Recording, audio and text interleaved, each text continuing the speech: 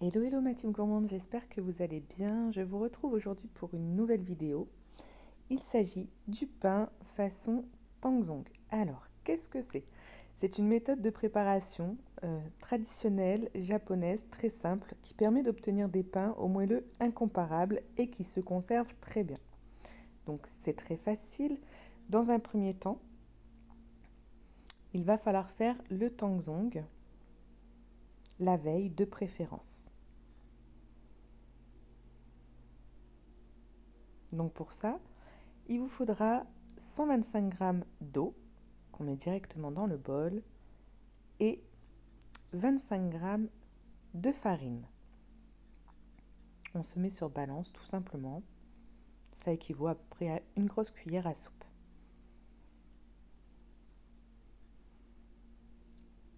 On referme le couvercle avec le gobelet doseur et on va venir chauffer le tout 13 minutes à 65 degrés et vitesse 2.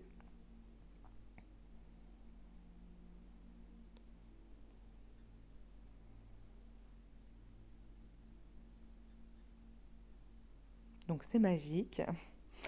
Vous obtenez ceci. Voilà. On le conserve et on le place au réfrigérateur avec un film toute la nuit. Voilà, le mien est prêt en tous les cas. Il faut le sortir à peu près 30 minutes à l'avance avant de préparer votre pain. Donc on prend notre bol et on va commencer à préparer le pain. Donc un œuf,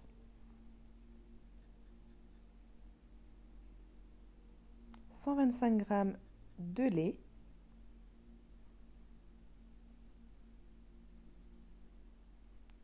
20 g de levure boulangère fraîche, c'est à peu près la moitié du cube, la farine, donc 350 g de farine blanche,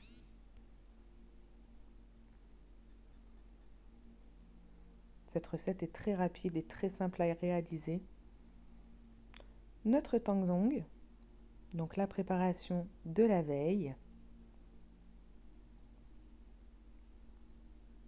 Vous voyez un peu la consistance, directement dans le bol.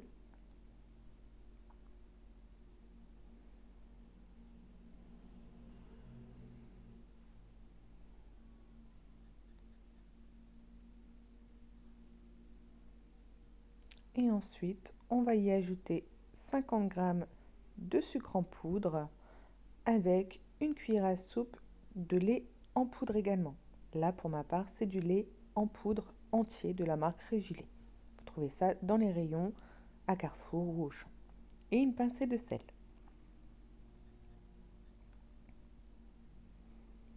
On va venir fermer le couvercle sans le gobelet doseur afin de laisser passer l'air. Et on va pétrir le tout 5 minutes.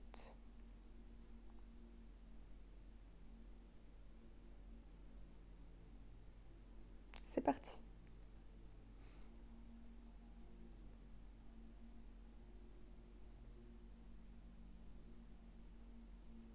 La pâte est déjà très belle, regardez. On va y ajouter 30 g de beurre doux, ramolli ou même de la margarine, c'est pareil. On referme le couvercle, toujours sans le gobelet doseur, et on va venir pétrir le tout 2 minutes.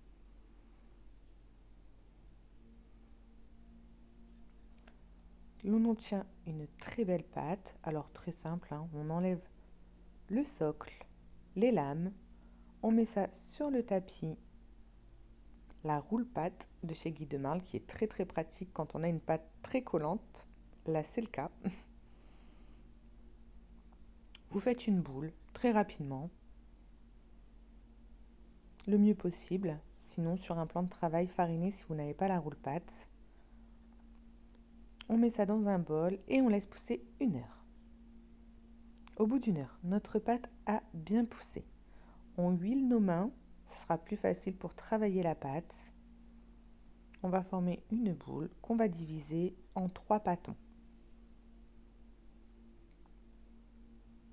N'hésitez pas à huiler vos mains pour vous faciliter avec la pâte. Alors la technique est très simple. Vous faites 3 boules, comme ceci. On met un peu d'huile sur nos mains. On beurre un plat. On aplatit une boule, toujours avec nos mains bien huilées, ce sera plus facile. On rabat au milieu, un côté puis deux côtés, et on fait la même chose de l'autre côté. Je recommence, donc on aplatit, on rabat, encore une fois, puis des deux autres côtés. On fait ça avec toute la pâte et on va la laisser pousser une seconde fois 1 heure, sous un torchon propre. Une fois que notre pâte a bien poussé, on badigeonne celle-ci de lait, tout simplement. À l'aide d'un pinceau, on n'appuie pas trop avec le pinceau bien évidemment. Et on va la mettre au four 20 minutes à 180 degrés. Voilà, on obtient donc un très beau pain bien aéré en 20 minutes. Il est magnifique. On attend un peu avant de le démouler.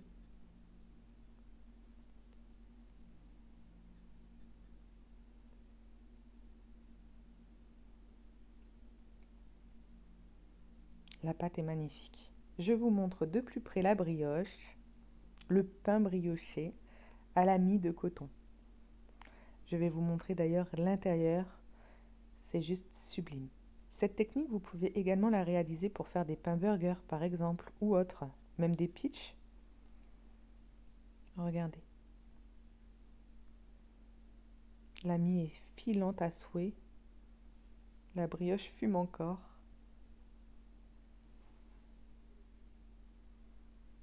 N'hésitez pas à liker la vidéo, à partager la vidéo, à activer la cloche et à vous abonner.